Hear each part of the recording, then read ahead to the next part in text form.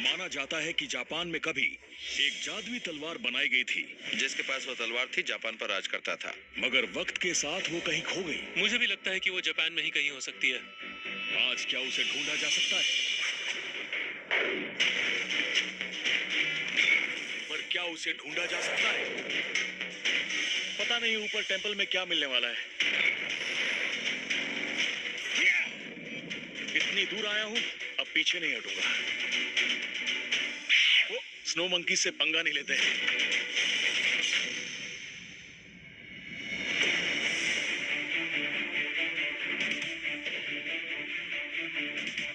माना जाता है कि जापान में एक जादुई तलवार थी। वो जिसके पास भी होती थी, वो शख्स इतना ताकतवर होता कि जापान पर राज करता। और ये परियों की कहानी नहीं थी, ये तलवार सच में थी। सवाल ये है कि वो अब कहां है? 13वीं सदी में गोरो न्योडो मासामुने जापान के सबसे अद्भुत तलवार बनाने वाले थे और उनकी सबसे अनोखी रचना थी होंजो मासामुने। तेज तर्रार धार के अलावा माना जाता है कि उस तलवार में जादुई शक्तियां थी। वो बेगुनाह का खून कभी नहीं बहाती। वक्त के साथ होंजो मासामुने तलवार जापान का कोहिनूर बन गई। मगर सेकेंड वर्ल्ड वॉर की अंत की अफरा तफरी में वो तलवार कहीं खो गई। कुछ लोग कहते हैं कि उस तलवार को युद्ध के बाद अमेरिका में स्मगल किया गया। अब एक्सपर्ट्स मानते हैं कि वो तलवार कभी जापान से बाहर गई ही नहीं। नए सुराग बताते हैं कि वो तलवार एक टेंपल में या युद्ध के दौरान बने टनल में या ब्लैक मार्केट में हो सकती है। होंजो मासामुने को इतिहास की सबसे महान तलवार माना जा सकता है। कहते हैं उसमें दैवीय शक्तियां थी। मगर क्या उसे ढूंढा जा सकता है? इसी बात का पता लगाने मैं जा रहा हूं जापान।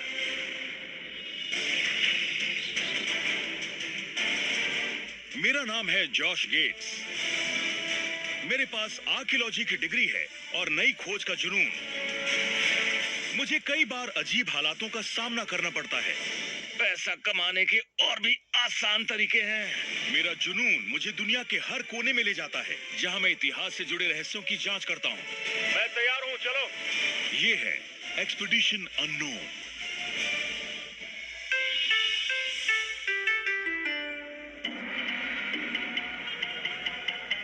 टोक्यो जापान, जहां 4 करोड़ लोग रहते हैं।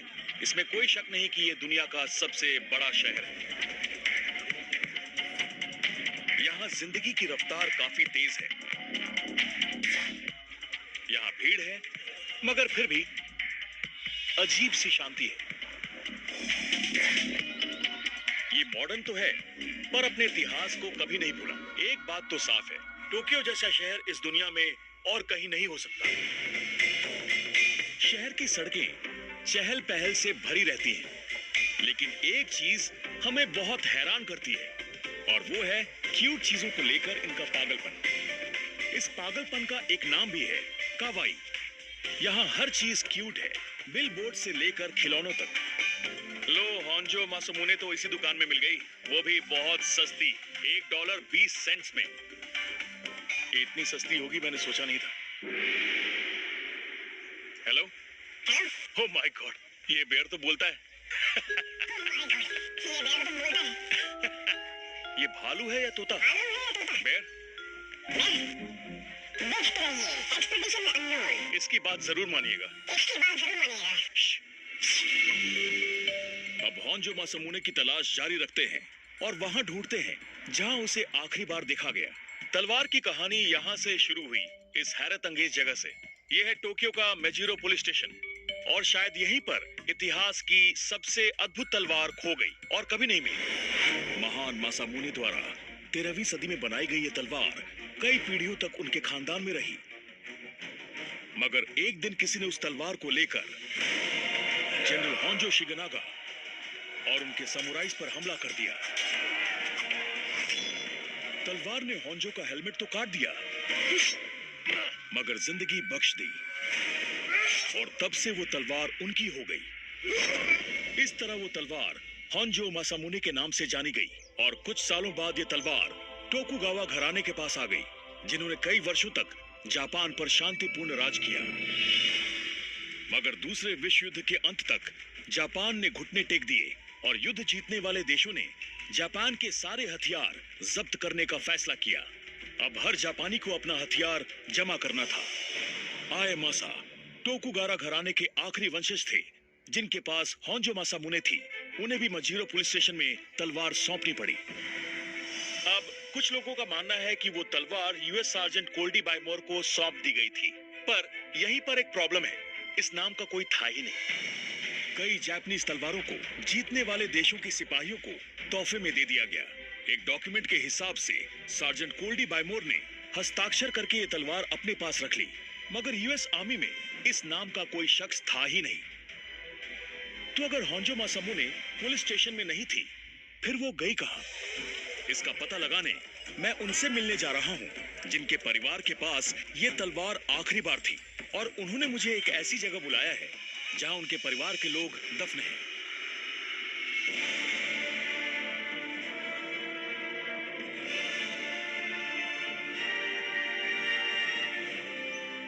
कैसे हैं आप जॉर्ज? बहुत अच्छा, आप कैसे हैं सर? बहुत बढ़िया। हेलो। सुनेनारी उस टोकुगावा परिवार की 18वीं पीढ़ी है जिन्होंने जापान पर राज किया था।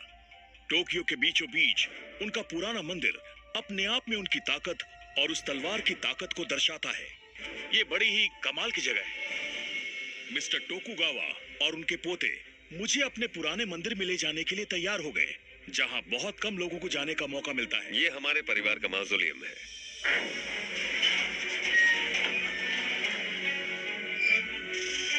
बहुत खूबसूरत है। ये कब्रें टोकुगावा परिवार की हैं, उन सभी मिलिट्री जनरल्स की जिन्होंने 1603 से 1867 तक राज किया। ये सभी उनकी कब्र है। 6 अलग अलग जनरल्स हाँ, यहाँ दफन जी। हैं। तो जैसे जैसे राज्य अगली पीढ़ी के कंधों पर गया, तलवार उन्हें मिलती गई। और ऐसा कब तक चला? अगर मैं सही हूँ तो इनके फादर तक चला, दूसरे विश्व युद्ध के अंत तक। कुछ लोगों को हैरानी होती है कि आपके फादर ने इतनी आसानी से तलवार कैसे दे दी। उन्होंने ऐसा क्यों किया? वो तलवार कहीं छुपा क्यों नहीं दी? मेरे पापा हाउस ऑफ लॉर्ड्स के आखिरी मिनिस्टर चेयरमैन थे, और वो एक अच्छे एम्बेसडर थे। अच्छा। किसी चीज को छिपा देना ये उनके दिमाग में कभी नहीं आया। ये उनके फितरत में उन्होंने नहीं था। नियम का पालन किया। हाँ, आपके हिसाब से ये तलवार इतनी महत्वपूर्ण क्यों है? वो आधी तलवार आधा राजाधिकार है। जिसके पास वो थी वो शोगन था, यानी जापान का राजा। मतलब तलवार ही एक तरह से ताज है। हाँ, अगर होंजो मासामुने तलवार अभी जापान में है, तो आपके ख्याल से कहाँ होगी? वो तलवार जिसके पास भी होगी वो उसे ऐसे रखेगा कि किसी को भी दिखाई न पड़े। अगर मुझे वो तलवार मिली तो मैं आपको जरूर कॉल करूंगा। मैं इंतजार करूंगा। थैंक यू कि आपने मुझे अपना टाइम दिया। क्यों नहीं, thank you very much. Thank you sir. Thank you. उम्मीद है आपको तलवार मिल जाए। कोशिश पूरी करूंगा। टोकुगावा परिवार को लगता है कि तलवार किसी ने छिपा कर रखी है, इसलिए मैं जा रहा हूँ एक एक्सपर्ट से मिलने जो शायद कुछ बता पाए। वहां पहुंचने के लिए मुझे जापान की मेट्रो का इस्तेमाल करना होगा। यहाँ 300 स्टेशंस और कई सारे रूट्स हैं जो एक दूसरे से होकर गुजरते हैं। हर रोज 80 लाख से ज्यादा लोग इन रेल्स का इस्तेमाल करते हैं, और आज मैं उनमें से एक हूँ। जापानी सभ्यता में लोग एक दूसरे का बहुत सम्मान करते हैं, और इसका जीता जागता उदाहरण है दुनिया की सबसे शांत Subway train. Sorry, I am sorry, जगह कम है। आपने देखा इस ट्रेन में कितनी शांति है? हा? अगर ये कोई और मेट्रो होती तो वहां लोग जोर जोर से बातें करते, ऊंची आवाज में गाने सुनते, एक दूसरे को गालियां देते, और लोकल ट्रेन की तो बात ही मत कीजिए। अगले 12.5 मिनट मेरी जिंदगी के सबसे शांत 12.5 मिनट थे।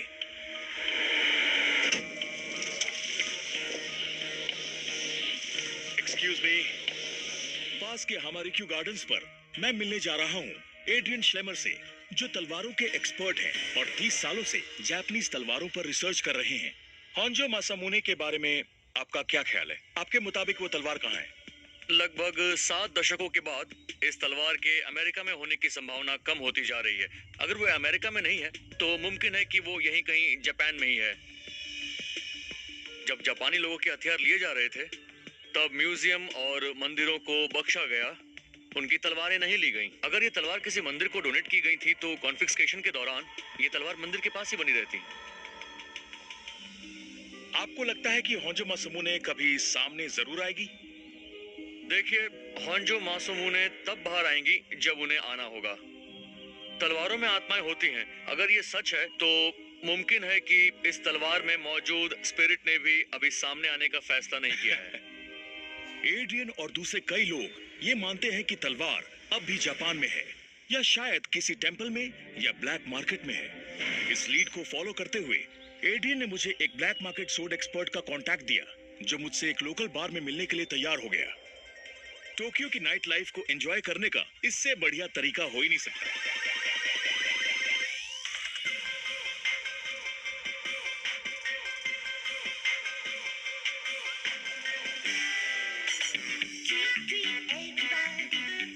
ये है काबुकीचो, टोक्यो का रेड लाइट एरिया। यहाँ की दुकानें 24 घंटे खुली रहती हैं। कैसे हैं आप? घर पे सब कैसे हैं? बढ़िया, थैंक यू। मुझे बहुत प्यास लगी है। यहाँ का बेस्ट बार कौन सा है? ये शहर नियॉन लाइट में चमक रहा है। यहाँ बार्स, एंटरटेनमेंट और म्यूजिक की कोई कमी नहीं। क्या एक रोबोट सैक्सोफोन बजा रहा है? कहीं मैं नशे में तो नहीं हूँ? जवाब है, कहना मना है। पता नहीं ये लिफ्ट कहाँ जाती है, शायद फ्यूचर में। जापान बहुत अनोखा है क्योंकि उसने मॉडर्न होने के साथ साथ अपनी पुरानी ट्रेडिशंस को नहीं छोड़ा। और टोक्यो कई मायनों में फ्यूचर को लेकर पागल है। और इस रोबोट रेस्टोरेंट में ऐसा लग रहा है कि मैं 23rd सेंचुरी में हूँ।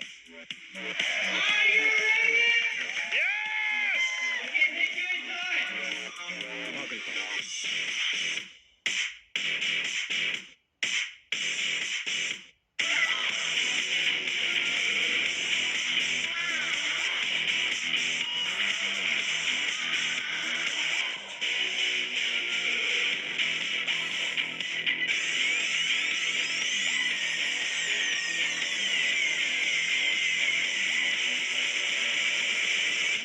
आंखों पर यकीन नहीं हो रहा, कान भी बंद हो गए।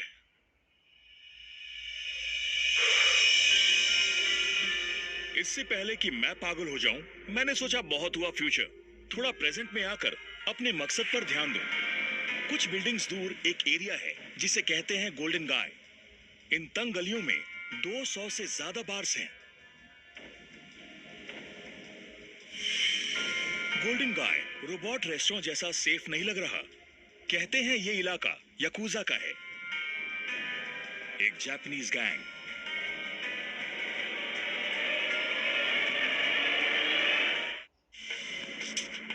मैं आया हूं जापान, होंजो मासामुने की तलाश में।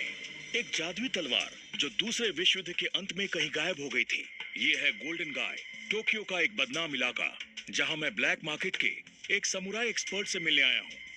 मेरा ये कांटेक्ट एक लोकल बार में मुझसे मिलने के लिए राजी हुआ, मगर वो अपना चेहरा कैमरे के सामने दिखाना नहीं चाहता। तो मैं होंजो मासामुने के बारे में जानना चाहता हूँ, पर साथ ही क्या आप मुझे ऐसी दूसरी एंटीक तलवारों के बारे में बता सकते हैं? क्या उन्हें बेचना अलाउड है? हाँ, मगर खरीदने और बेचने वालों को सरकार को बताना पड़ता है और नियमों के तहत आप खरीद सकते हैं। नियमों के तहत हर जापानी तलवार रखने वाले के पास उसके कागजात होने चाहिए, लेकिन अगर किसी तलवार पर उसके बनाने वाले का नाम या कोई कागजात ना हो, जैसे कि होंजो मासामुने, उसे ट्रैक करना मुश्किल है। और अंडरग्राउंड ट्रेडिंग का क्या ये बहुत आम है? अगर किसी के हाथ कोई कीमती तलवार लगती है जो वो किसी एंटीक शॉप या इंटरनेट पर बेचता है, तो वो किसी को पता नहीं चलेगा। मान लीजिए कोई ऐसी तलवार बेच रहा है जिसके डॉक्यूमेंट्स नहीं है, तो हाँ। कैसे पता चलेगा वो होंजो मासामुने ही है? उसकी तस्वीर से बस मैच करके देखा जा सकता है। तो ये है होंजो मासामुने की तस्वीर, और इस वेवी शेप को हमोन कहते हैं। ये हमोन क्या है? तलवार की एज के पैटर्न को हमोन कहते हैं। एक तरह का फिंगरप्रिंट। हाँ, अगर कोई क्लेम करता है कि उसके पास होंजो मासामुने है, तो इससे हम उसकी पहचान कर पाएंगे, है ना? हाँ। तो जब एलाइज सारी तलवारों को कब्जे में ले रहे थे, तो क्या लगता है ये तलवार कहाँ छिपाई गई होगी? उन्होंने बड़े बड़े टनल्स बनाए थे जिसके अंदर से गवर्नमेंट काम कर रही थी और कीमती चीजों को टोक्यो के बाहर ले जा रही थी। तो आपको लगता है कि ये तलवार कहीं उन इंपीरियल टनल्स में छिपी हुई हो सकती है? एक शख्स है जो इसकी जांच कर रहा है और उसके पास इसको लेकर नई जानकारियां हैं और वो इस समय नागानो इलाके में तलवार ढूंढ रहा है। ये एक बड़ा क्लू है। टनल्स तक पहुंचने से पहले मैंने कामाकुरा में रुकने का फैसला किया। ये वही शहर है जहां होंजो मासामुने को बनाया गया था। ट्रेन से ये शहर टोक्यो से 40 मिनट दूर है, यानी 40 मिनट की शांति। एक जमाने में ये जापान के शासन का केंद्र था और यहाँ रहते थे समुराई और मिलिट्री जनरल्स, जिन्हें शोगन कहते थे। इसी शहर में वो जादुई तलवार बनाई गई थी। कहते हैं इसे एक शैतानी तलवार के साथ टेस्ट किया गया, जिसे बनाया था मुरामासा ने। नदी में दोनों तलवारें रखी गईं। जहां मुरामासा ने राह में आने वाली हर चीज को चीर दिया, वहीं मासामुने ने हर टहनी, पत्ती और मछलियों को बख्श दिया। जैसे इस तलवार को अच्छे और बुरे की समझ हो। तलवार को बनाने वाले मासामुने के बारे में बहुत कम लोग जानते हैं। उन्होंने इस तलवार को 1288 से 1328 के बीच बनाया। कामाकुरा में उनका एक साधारण सा कब्र बना है। तो मासामुने ने इस बेहद शक्तिशाली और अद्भुत तलवार को बनाया कैसे? वो जवाब देने के लिए तो है नहीं, मगर उनकी पीढ़ियां जरूर हैं। सुनेहिरो यामामुरा मासामुने की 24वीं पीढ़ी है और पीढ़ियों से चली आ रही इस परंपरा को 40 वर्षों से आगे बढ़ा रहे हैं। एक बेहतरीन तलवार बनाने के पीछे आखिर राज क्या है? इसमें धीरज और पारंपरिक तरीका इस्तेमाल होता है। एक असली समुराई तलवार सिर्फ हथियार नहीं होती, वो जिंदा होती है। तलवार बनाने के लिए सबसे जरूरी है गर्मी। 1300 डिग्री पर लाल जलते कोयले में लगभग 7 किलो जापानीज स्टील डाला जाता है, जो मेटल को सॉफ्ट कर इम्प्योरिटीज को बाहर निकाल देता है। फिर कई हफ्तों तक स्टील को हैमर और शेप दिया जाता है, जब तक आखिर में सिर्फ एक तेज तर्रार तलवार नहीं रह जाती। तलवार बनाने की जगह को बहुत ही पवित्र माना जाता है, इसलिए तलवार में पवित्र आत्मा बसाने के लिए दीवार पर प्रार्थनाएं और देवताओं के लिए मंत्र लिखे जाते हैं। तलवार बनाते समय बनाने वाले खास कपड़े पहनते हैं। मेरी किस्मत अच्छी है कि ये यहाँ डबल XL साइज में मिलते हैं। मैं जापान का सबसे चौड़ा आदमी हूँ। आप सुमोटोरी जैसे लग रहे हैं। कैसा लग रहा हूँ मैं? सुमोटोरी, सुमोतोरी, सुमो फाइटर, सुमो रेसलर लग रहा हूँ मैं। सुमो वो रेसलर, तो लगता ही हूँ। जी। Thank you sir. मुझे सुनेहिरे के लेटेस्ट मास्टरपीस को हैमर करने का मौका मिला है, मगर क्या मैं खरा उतर पाऊंगा? देखते हैं। संभल कर रहना, ठीक संभल है? कर। तलवार तेज है। आप टाइमिंग अच्छे से याद कर लीजिए। टाइमिंग को याद कर। 1 1 1 1 1 1। ओके, हजारों वर्षों का जापानीज ट्रेडिशन और मुझे मिला है 4 सेकंड का क्रैश कोर्स। तो शुरू करते हैं। पहले आप, ठीक है? ये तो खतरनाक है।